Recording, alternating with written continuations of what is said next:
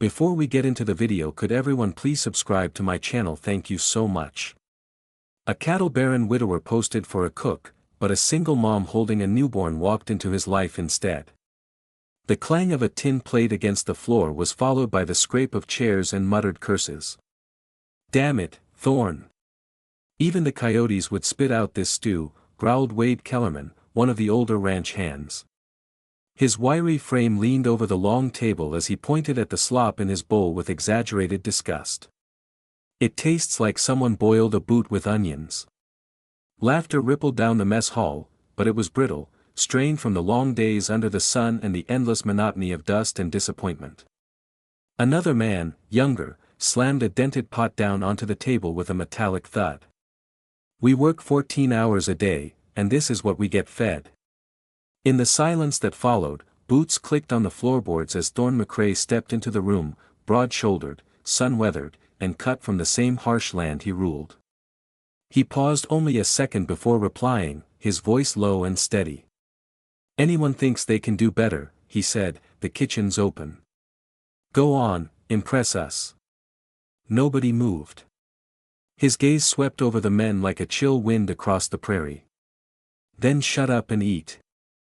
He turned and left, the doors slamming behind him with a finality that left no room for argument. Outside, the wind carried the scent of dust and cattle dung. The sky stretched out in all directions, blistering blue, pitiless, cloudless, the same sky he had buried his wife under 2 years ago.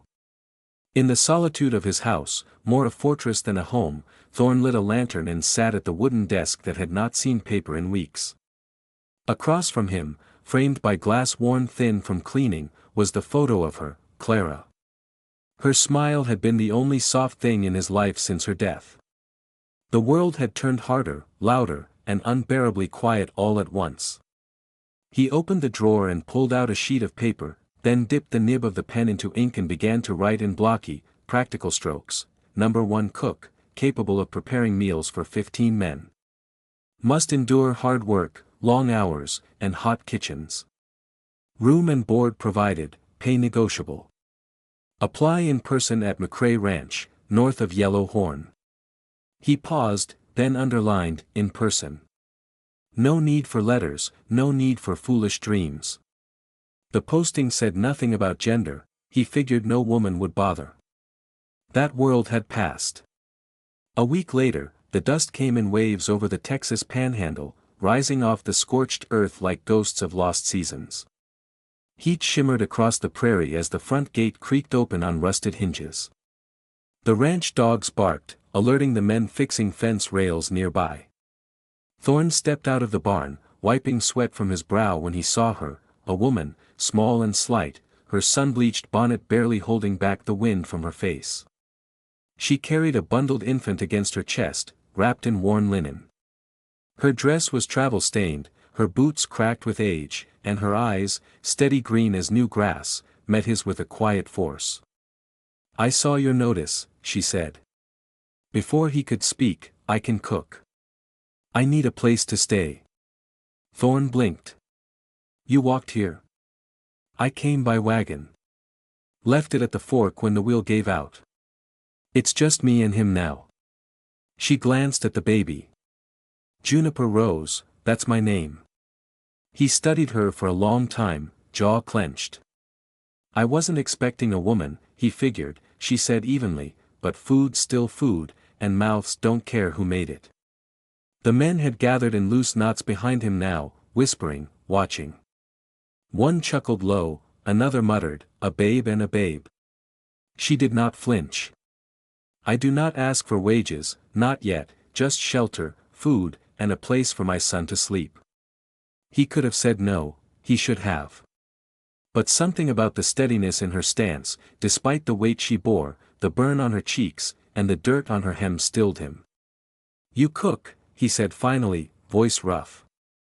"Tonight, if the men don't riot, you stay." She nodded. "That's fair." As she stepped through the threshold of McCray Ranch, the child nestled against her chest let out a soft sleeping sigh. It was the sound of breath and maybe, though Thorn could not know it yet, the sound of life coming back to a place long thought barren. He did not know her story, she did not know his. But something unseen passed between them in that heat-struck yard. He had posted for a cook, what arrived was something else entirely. The kitchen was a shack, more than a structure, a lean-to built beside the main house with smoke-blackened beams, an uneven stone hearth, and shelves bare as a winter field. Juniper stepped into it with her baby cradled against her chest and a quiet determination in her eyes. She sat sunny, still swaddled tight, into a wooden crate lined with folded flour sacks. The baby gurgled once, then drifted off, unfazed by the clatter of pots or the dry rasp of kindling being split. Juniper moved with purpose. She did not speak unless spoken to. She found flour older than scents and canned beans sealed with wax, and from those humble offerings, she conjured something warm and filling. By sundown, the men had gathered, suspicious, arms folded, heads cocked. Most of them expected disaster. They got cornbread thick with molasses, beans that tasted of smoke and spice, and thin slices of salted pork crisped just right. One of them, a burly, red-faced cowhand named Eli, took a bite and paused mid-chew. "What the hell is this?" he barked. Juniper looked up from where she was ladling stew into bowls. "Dinner," Eli scoffed, but kept chewing. "Tastes like I paid 5 cents for it in El Paso," he muttered. Then, without another word, he cleaned his plate to the last crumb.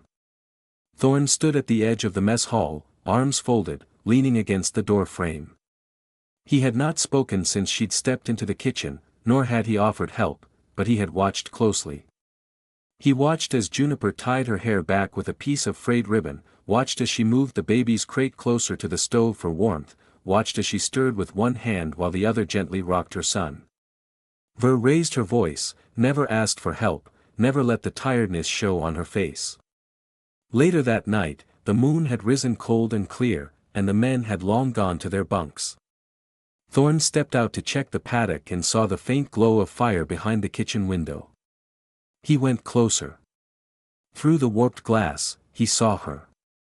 Juniper was barefoot, kneeling before the hearth, coaxing flame from the dying coals. Her baby was asleep, bundled tight on a pile of grain sacks nearby. The air outside was freezing, but inside she moved slowly, carefully tucking her skirt beneath her knees as she added wood. The fire flared to life, licking the dark and casting orange light across her face. Then she did something that stopped him cold. She pulled a tin from her satchel, a small dented container wrapped in cloth. From it, she removed a few dried mint leaves and dropped them into a dented kettle with water. Moments later, the smell of peppermint drifted into the cold air. She poured it into a clay bowl, placed it on a tray, and turned to the door. Thorne stepped back just as she opened it. Their eyes met. "You've been coughing," she said softly. "Dry air, cold wind, I figured it couldn't hurt." She held out the tray like an offering. He didn't take it, not right away, just looked at her, this strange stubborn woman with a child and a quiet fire in her eyes, then nodded once, sharp as a blade. She left the tray by the door and disappeared back inside. He picked it up only after the door closed. The tea was warm, bitter, soothing. He drank it all. The next morning, when Juniper entered the kitchen, the bowl was washed and placed neatly on the counter. She smiled, just barely. The fire had caught, the Texas wind kicked dust across the ranch yard as Thorne McCrae stepped out of the barn and caught sight of something unusual behind the cattle pens. He narrowed his eyes. There, in a narrow strip of earth where nothing usually grew but scrub and old dung, were 3 small patches of green. Not weeds, cultivated. He walked closer, slow and silent, and crouched beside the plants. He recognized mint, faintly aromatic even in the sun. Daisies too, wild and tough, and another leaf he did not know, broad and dark, veined like it belonged in the high mountains rather than here. A wooden marker, scrolled in delicate script, read "Bone Set." He straightened and turned just as Juniper emerged from behind the tack shed, a basket in one hand, baby Sunny sleeping in the wrap against her front. She didn't flinch when she saw him, just paused, one brow raised. They don't take up much room, she said. I didn't say a word, Thorn replied. You didn't have to. He studied her a long moment. You plant them for tea. Tea for fever, rashes, upset bellies, coughs. You're not just a cook. No, she said plainly, then walked past him, basket swinging, bare feet silent against the packed dirt. Later that week, near dusk, a boy no older than 13 came stumbling across the yard. His name was Caleb, one of the newer hands, eager to prove himself and too green to know what. At not to chew on while mending fence, he collapsed near the water trough, pale as bone, vomiting into the dirt. The men panicked. Thorn barked for someone to fetch the doctor in Yellow Horn, at least 2 hours away by fast horse. Juniper arrived seconds later, still covered in flour, Sunny slung over her back in a shawl. She knelt beside the boy, placed her fingers to his pulse, then leaned close to smell his breath. Cattle sage, she murmured. He's eaten it. Is he dying? One of the men asked, voice cracking. Not if I act now, she said. She handed the baby to Thorn without asking, and he took the child instinctively, stunned. She sprinted back to the kitchen, emerging with a jar of yellowish root, a cloth pouch, and a teacup. She boiled water on the stove as the sun sank lower, steam rising like prayers. She mashed the root with a spoon, added mint, then dripped the mixture into Caleb's mouth, drop by trembling drop. The men watched in silence, hats in hand. Some crossed themselves, one mumbled a prayer. 30 minutes later, Caleb's breathing steadied. By morning, he could sit up and eat broth. The word spread like wildfire, Juniper had saved him. By lunch, the men no longer called her that cook, she was Miss Juniper. One even tipped his hat and said, "Ma'am," like she was born into high station. That evening, Thorn stood by the porch watching her sort herbs into small muslin bags, her baby cooing softly in a cradle nearby. The horizon was bathed in gold, the cattle lowing gently in the distance. He approached and leaned against the rail beside her. You know what you're doing, he said. I wouldn't still be here if I didn't. You study medicine? Juniper shook her head.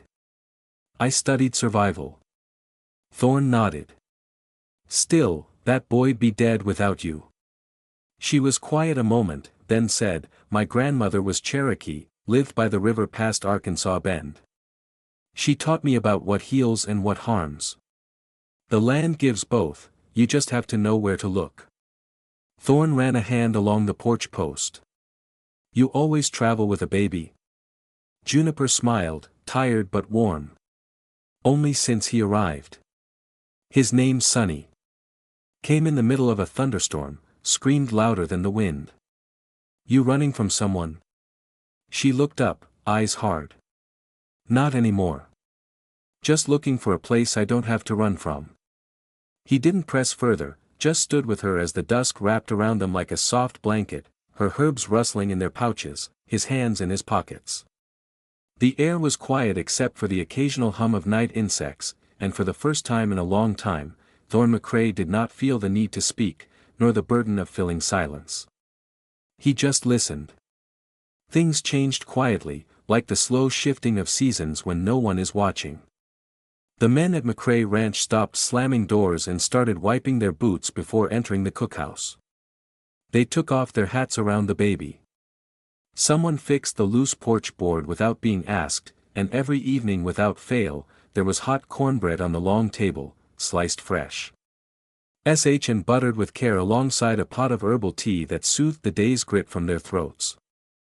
Thorn McCrae watched it all happen without comment. He noticed how Juniper moved through the house like she belonged there, though she never claimed any space as hers. How she always placed a cup of tea outside his door when his cough returned in the colder nights. How her laughter, rare but real, sounded like water running over rocks when one of the men said something foolish at dinner.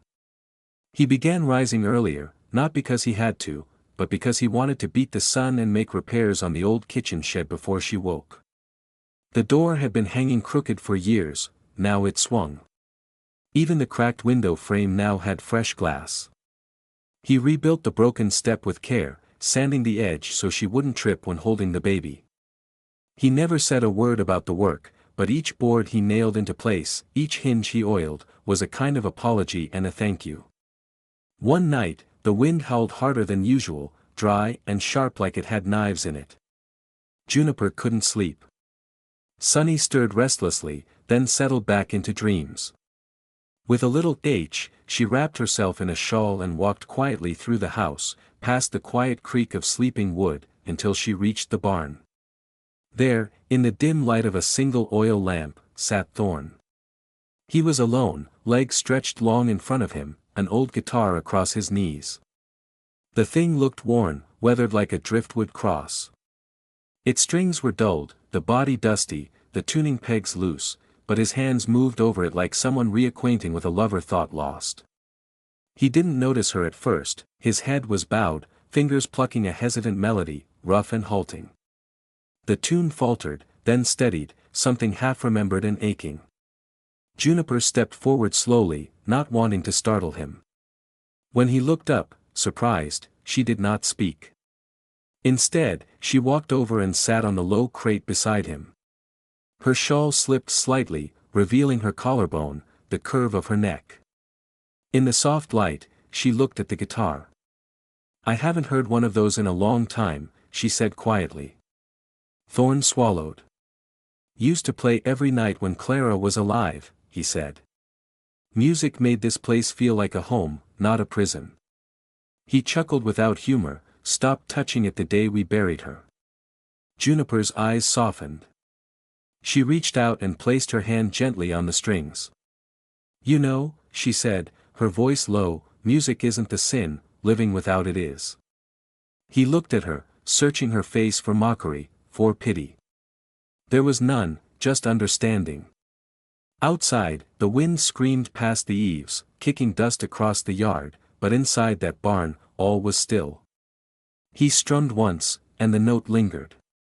Juniper leaned her head against the wall behind them, eyes closed. Thorn didn't say another word, he simply played.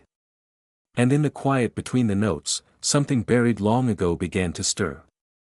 It began like a whisper, just a few patches of brittle grass turning gray. In yellow, then curling to ash beneath the heat, within days the western pastures looked scorched even though the sky had not dropped fire. Then came the coughing. The herd grew lethargic, eyes dull, movement sluggish. Some limped, others refused to eat. One morning, a steer collapsed at the watering hole, foam crusting its mouth. Thorn ordered it shot and buried, hoping it was a one-off. It wasn't. By the end of the week, 6 more were dead, 30 were sick, and the grass, once the color of fresh-cut hay, now looked like grave shrouds spread across the fields. Thorn stood in the corral at dusk, his hat off, dust on his hands, staring at the horizon like it might offer an answer. It didn't. The doctor from Yellow Horn came, sniffed around, shrugged, and offered nothing but laudanum and guesswork. "This land is cursed," one of the cowhands muttered. Thorn didn't reply, his jaw was set tight enough to crack. That night, Juniper did not come to supper. Instead, she crouched by the fence line, running her fingers through a cow's manure, examining the color and texture with a focus that made the others uneasy. She called Thorn over quietly. "This isn't natural sickness," she said. "It's what they ate." "Poisoned?" he asked, voice tight. "Not exactly. There's a plant, spurge, it looks like milk leaf when it sprouts. Cattle will eat it if the real grass dies off." She lifted the cow's lip, inside, ulcers bloomed like rot. She rose. "I've seen this before. My grandmother treated a herd up in Cherokee land when I was 10. He didn't ask questions, just nodded once, and she disappeared into the woods with a basket and a knife. For 2 days, Juniper worked from sunup to well past moonrise. She boiled bark down to a pulp. She crushed dried papaya leaves into powder. She mixed ash from mesquite logs into a thick brown paste. She sang softly under her breath as she worked, half lullaby, half memory. Baby Sunny slept beside her, wrapped snug in a feed sack turned cradle. Then she fed the remedy by hand to every sick animal, one by one, with Thorn holding the head still. She pressed the thick mixture between their teeth, massaging their throats to force it down. Some resisted, some spat, some vomited, but some, more than expected, stood up the next day with steadier legs. By the end of the week, while news came in of entire herds dying in nearby counties, Thorn's ranch lost only a handful, 80% survived. The pasture was still dying, the wind still dry, but inside the barn, the cattle breathed easier. Juniper finished her rounds, collapsed onto the hay with her arms dusted in ash, sweat soaking through her bodice.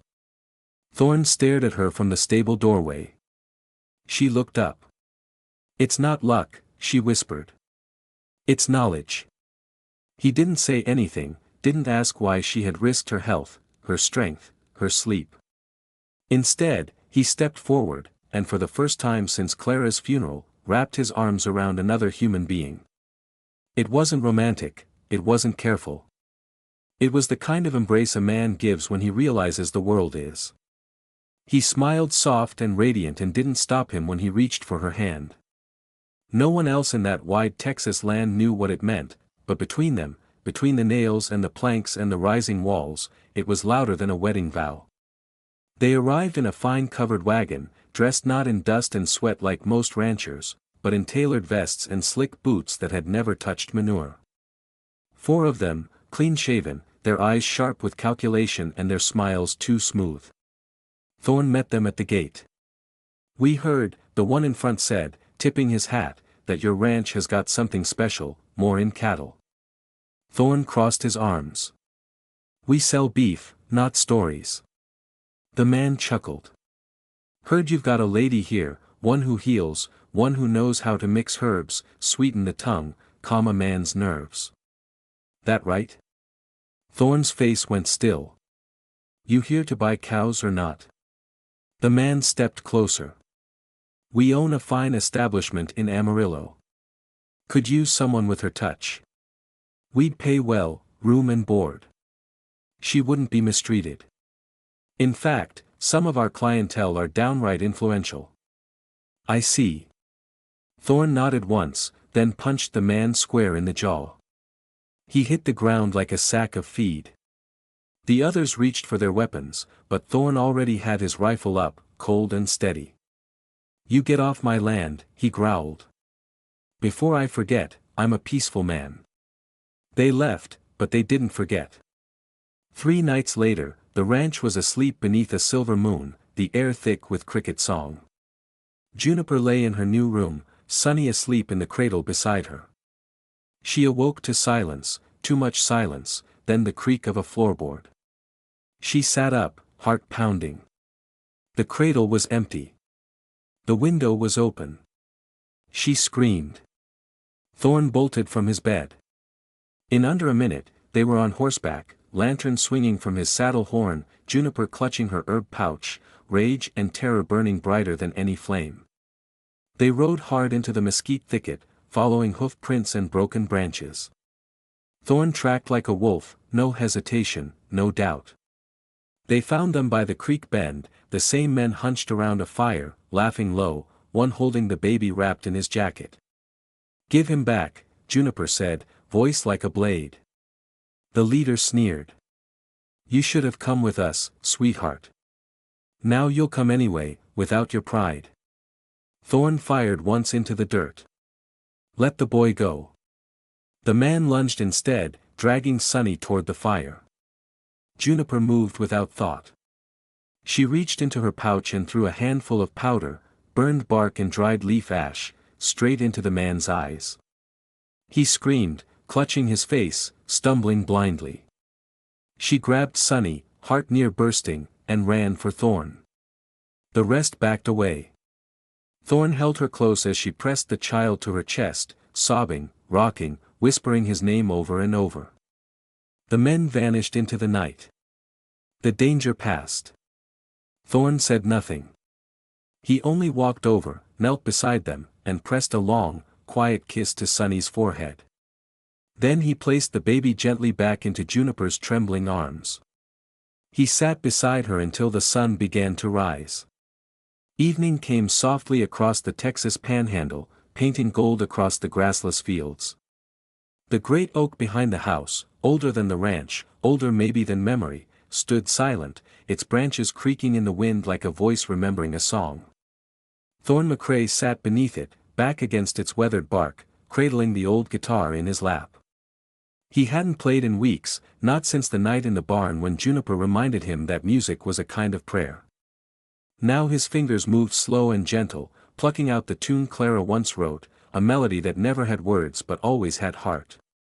The notes drifted across the yard, curling like smoke through the open windows of the kitchen where Juniper was peeling apples. She stepped outside, barefoot, quiet as dusk, and watched from the porch. She did not speak. He looked up at her once, then back to the strings, finishing the tune with a sigh that wasn't quite sadness. "I used to think that song belonged to the past," he said finally, "but it don't, not anymore." Juniper stepped down and walked toward him, her shawl fluttering in the breeze, her hands stained with cinnamon and flour. She sat across from him in the dry grass. "I thought I'd never hear you play again," she said. He shrugged. "I thought I'd never want to." He set the guitar aside, the silence settling around them like a warm blanket. "Juniper," he said slowly, "I ain't asking this because I think I need a woman around the house. Lord knows you ain't just a woman around the house." She raised a brow. "I'm asking," he continued, "because I've known two kinds of silence in my life, the kind that kills and the kind that heals. And ever since you showed up with a baby on your hip and tea in your hands, it's been the healing kind." Her eyes glistened. "I'm not good with words. I ain't got no ring, but I don't want to live another sunrise without knowing you're just a room away." She laughed, quiet and tearful, trembling. "I came here begging for food," she whispered, "begging to be allowed to stay. Now you're asking me to stay forever." He leaned forward, resting his forehead to hers. "I'm asking you to be my home." She cupped his face, her voice breaking. "There really is spring after the coldest March." They married 3 days later. There was no preacher, no church bells, no lace or silver or choir, only the oak tree, its limbs high and wide like arms open to bless. The men strung up lanterns between fence posts. Eli roasted a hog. Caleb, fully recovered, played the harmonica with all the grace of a jackrabbit in a hailstorm, but no one minded. Baby Sonny wore a crown of wildflowers and giggled through the entire ceremony. Juniper wore a cloak the color of mint leaves, soft and clean. Her hair was braided with ribbon, and she walked, yes, walked, down the path between hay bales, barefoot, hand in hand with Thorne. When she reached him, she said only, "Took you long enough, cowboy." He smiled like a man reborn. They exchanged vows without paper or ink, no one signed a thing. Everyone there knew it was real.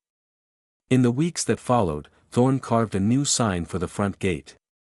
He sanded it smooth, burned the letters in by hand, and hung it beneath the old ranch name, Cray and Rose Ranch of Hope. "Deliver goods for the wounded, hearts for the weary." The sun hung low when he finished, lighting the letters like fire. Inside the house, Juniper rocked Sonny, now walking short, proud steps across the floor with chubby fists clutching anything he could grab. The boy babbled endlessly, the sound of a life too full to be quiet. Thorne stepped inside, wiped his hands on his jeans, and crossed to where Juniper stood.